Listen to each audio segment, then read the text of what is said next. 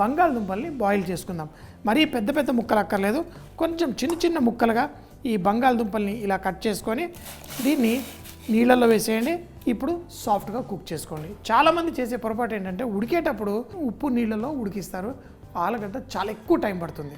దాని బదులు మీరు ఏం చేయొచ్చు అంటే ఆలుని ఇలా ఫస్ట్ 5-6 నిమిషాలు ఉడికిన తర్వాత ఎప్పుడైతే ఆల్మోస్ట్ ఆలు మీకు కావాల్సిన కన్సిస్టెన్సీ వస్తుందో అప్పుడు ఉప్పు వేసి ఒక 2 నిమిషాలు పెట్టుకోండి, పర్లేదు.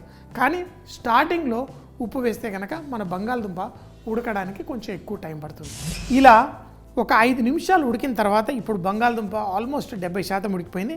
ఇప్పుడు మీరు ఉప్పు వేయాలనుకుంటే కొంచెం వేసుకోవచ్చు, లేకపోయినా పర్లేదు. నేను ఎప్పుడు వేయను, కానీ పెద్ద పెద్ద పార్టీలకి అలా చేసేటప్పుడు ఆ బంగాళదుంప కలిపేటప్పుడు ఉప్పు సరిగ్గా తాకుతుందని కొంచెం ఉప్పు వేసుకుంటాం, లేకపోతే అవసరం కూడా లేదు. సో మరి స్టవ్ కట్టేసి ఈ బంగాళదుంపల్ని పక్కన పెట్టేసుకుందాం. ఇప్పుడు మన ఈ ఆకుకూరతోటి, అది కూడా ఆ మెంతి కూరతోటి ఈ మంచి మసాలా ఎలా చేయాలి ఈ బంగాళదుంపతో టేస్టీగా రావడానికి చూద్దాం. మన కుకింగ్ స్టార్ట్ చేసే ముందు మీరు ఫ్రిడ్జ్లో నుంచి అల్లం వెల్లుల్లి పేస్ట్ తీసి వేయకండి. ఎందుకంటే ఈ కూరలు ఒక మెంతి కూర వేసినప్పుడు స్ట్రాంగ్ ఫ్లేవర్ ఉన్న ఆకుకూరలు ఇలాంటివి చేసేటప్పుడు వెల్లుల్లి అల్లం ఇలాంటివి ఫ్రెష్గా దంచి వేసుకోండి, చాలా బాగుంటుంది. అయితే ఇందులో నేను కొంచెం అల్లం కూడా వేసుకున్నాను, చిన్నగా కట్ చేసి కొంచెం ఆ అల్లం ఫ్లేవర్ తోటి ఎంజాయ్ చేద్దామని ఈరోజు. ఈ అల్లాన్ని లైట్గా కొంచెం కచ్చాపచ్చాగా దంచండి. తర్వాత ఇందులో వెల్లుల్లి రెబ్బలు వేసుకొని వాటికి కూడా సో ఇప్పుడు మళ్ళీ దీన్ని కుక్ చేయడానికి, ఈ కూర చేయడానికి నేను వాడేది ఆవాల నూనె. ఎందుకు ఆవాల నూనె వాడుతున్నాను? ఎందుకంటే ఆవాల నూనెలో ఒక స్ట్రాంగ్ ఫ్లేవర్ ఉంటుంది. మీరు మన భారతదేశంలో నార్త్ ఈస్ట్ వైపు వెళ్ళినా, మన కలకత్తాకి వెళ్ళినా, అలాగే జమ్మూ కాశ్మీర్కి వెళ్ళినా, ఎక్కడైనా కానీ అక్కడ ఈ ఆవాల నూనె చలికాలంలో కొంచెం వేడి పుట్టించడానికి బాగుంటుంది. అంతేకాకుండా ఈ ఆవాల నూనె మనం వంటల్లో వాడుకున్నప్పుడు స్పెషల్గా ఆకుకూరలు వాటికి చాలా చాలా టేస్ట్ వస్తుంది. మీరు ఫిష్ ఫ్రై, బంగాళదుంప వేపుడు, ఆకుకూరలు ఏవైనా ఆవాల నూనెతో ట్రై చేయండి. నూనె దీన్ని మామూలుగా వేడికిచ్చడం కాదు, ఆవాల నూనె వేసినప్పుడు కొంచెం పొగలా వచ్చేంత వరకు ఆగాలి. ఘాటుగా మనకి వస్తుంది, కానీ ఇంకా ఆ ఫ్లేవర్ మొత్తం ఇందులో నుంచి పొగ వచ్చినప్పుడు ఏమవుతుందంటే కొంచెం ఆవాల నూనెలో కడుపుకి ఇబ్బంది కలిగించే గుణాలు ఉంటాయి. అది ఇలా వేడి చేసినప్పుడు ఆ పొగతోటి మనకి ఆ గుణం పోతుంది. తర్వాత కుకింగ్ చక్కగా చేసుకోవచ్చు. ఈ నూనె వేడెక్కే లోపల మన అల్లం వెల్లుల్లితో పాటు పచ్చిమిరపకాయలని కూడా కొంచెం కచ్చా పచ్చగా దంచుకుందాం. పర్ఫెక్ట్. మనం దంచింది కచ్చా పచ్చాగా అంతా రెడీగా ఉంది. నూనె వేడెక్కింది, ఆ పొగలా వచ్చింది. మంట తగ్గించి ఇందులో జీలకర్ర అలాగే జీడిపప్పు వేసి మనం లైట్గా వేయించుకోవాలి. మీ అందరికీ తెలుసు జీడిపప్పు వేడి నూనెలో వేస్తే తొందరగా మాడుతుంది, అందుకని లైట్గా ఇలా కలుపుకోండి. కలిపిన తర్వాత ఇందులో సన్నగా తరిగిన ఉల్లిపాయలు, ఈ ఉల్లిపాయలు కూడా వేసిన తర్వాత మనం కచ్చా పచ్చాగా దంచుకున్న అల్లం వెల్లుల్లి దీంట్లో ఇవన్నీ వేసి ఇప్పుడు దీన్ని స్లోగా ఈ విధంగా కుక్ చేసుకోండి. ఆ ఉల్లిపాయ కొంచెం కలర్ వచ్చేదాకా ఆగుదాం.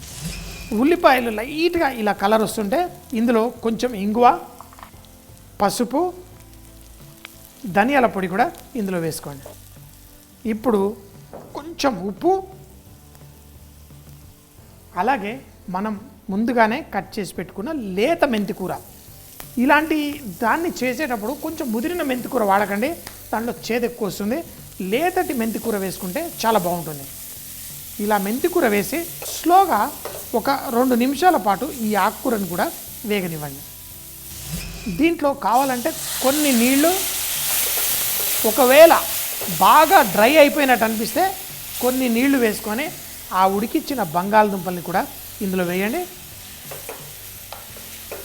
అలా కొన్ని నీళ్లు వేయడం వల్ల మళ్ళీ ఆ బంగాళదుంప దీంట్లో ఉన్న ఉప్పుని చక్కగా ఆ సువాసనని అన్నీ పీల్చుకొని పర్ఫెక్ట్గా తయారవుతుంది.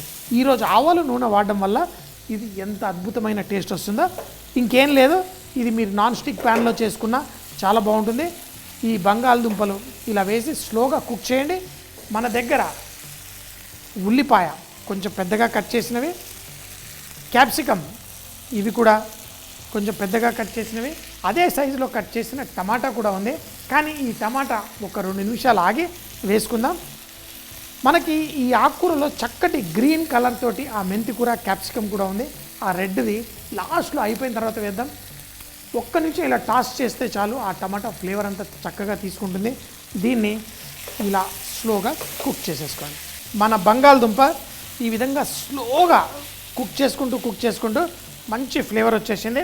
దీంట్లో కొన్ని టమాటాలు ఇలా అదే సైజులో కట్ చేసిన టమాటాలు, కేవలం ఆ రంగు కొంచెం బ్రేక్ చేయడం కోసం, ఆ ఉల్లిపాయ అక్కడక్కడ తాకుతూ తినడం కోసం. ఇలా అద్భుతమైన కూర చేసి అంచుకు తింటే కొన్నిసార్లు కోపం వస్తుంది. కానీ నేను పెరుగన్నం అంటే నాకు చాలా ఇష్టం. అయితే దాంతోపాటు అంచుకి కూర ఇలా బంగాళదుంప ఇట్లాంటివి చేసుకుంటే కూడా ఇష్టం. అంటే వేపుడు అలా చేసుకుంటాను. కానీ ఈ మెంతి కూరలో మనకు ఒక రైట్ స్ట్రాంగ్ ఫ్లేవర్ ఉంటుంది. దాన్ని ఎంజాయ్ చేయాలి అంటే రొట్టెలతో దాంతో తింటే బాగుంటుంది. కానీ నేను పెరుగన్నంతో తింటాను. దీన్ని స్టవ్ కట్టేస్తాను. ఈ పెరుగన్నం కూడా నేను ఎలా చేసుకుంటాను అంటే, ఫస్ట్ అన్నం ఇలా వేసేసుకొని, తర్వాత అంటే ఏం లేదు, పైన చిక్కటి పెరుగు, ఐస్ క్రీమ్ లాంటి పెరుగు తీసుకొని దీంట్లో కొంచెం ఉప్పు, ఎక్కువ ఎక్కర్లేదు. చాలాసార్లు మా ఇంట్లో నేను ఉప్పు వేసుకోను, ఎందుకంటే ఆ కూరల్లో ఉన్న ఉప్పు సరిపోతుంది. తర్వాత దీన్ని ఇలా లైట్ కలిపేసుకుంటాను. ఈ సైడ్లో ఈ వేపుడు వేసుకొని తినేస్తాను. అంటే నాకు కూరగాయలు లేకపోతే ఏది తినలేదనే ఫీలింగ్ ఉండదు. పెరుగన్నం ఇంత రాత్రిపూట ఈ మధ్య అయితే 7 తర్వాత తినడమే మానేశాను. ఏది తిన్నా పగలు ఎక్కువ తింటాను, రాత్రిపూట మానేశాను. ఇలా చూడండి, మన బంగాళదుంప రెడీ. నాకు ఇష్టంగా తినడం కోసం పెరుగన్నం పెట్టుకున్నాను. రొట్టెలు కూడా చాలా ఇష్టం, కానీ ఈరోజు పెరుగుతో తినాలనిపించింది. మీకు కూడా ఇలాంటి చాలామందికి నేను ఎప్పుడు వంటలు చేసినా చాలామంది మళ్ళీ మెయిల్స్ రాస్తూ ఉంటారు. ఏంటంటే మేము కూడా ఇలాగే తింటాను, నాకు కూడా ఇలాగే ఇష్టం. అందులో అక్కడక్కడ జీడిపప్పు ఉంది, ఆ జీడిపప్పు చక్కగా కనిపించేలా చేసేసుకున్నాం.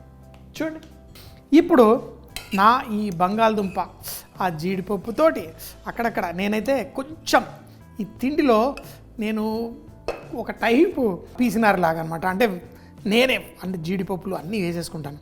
ఇదే దాన్ని మీరు